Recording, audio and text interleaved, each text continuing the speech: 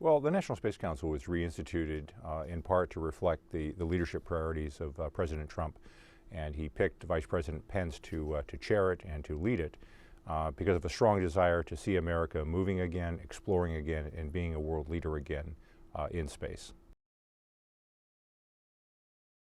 Well, in many ways, the national space policy is a form of continuity, that it continues efforts that have been underway for a long time. What the new policy directive does is it places a greater emphasis on the moon as the next step beyond low Earth orbit.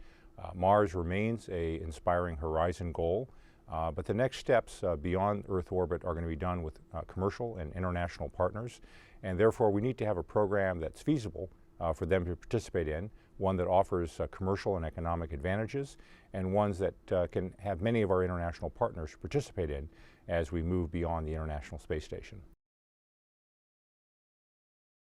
The difference is today is that there have been a greater globalization of space, a greater economic growth of space, such that there's a wide number of people who are participating now who didn't before.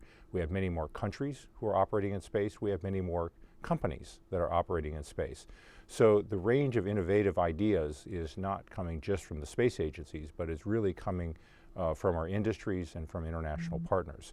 So today is very different than the past simply because of the greater number of people who are interested in working and living and developing space.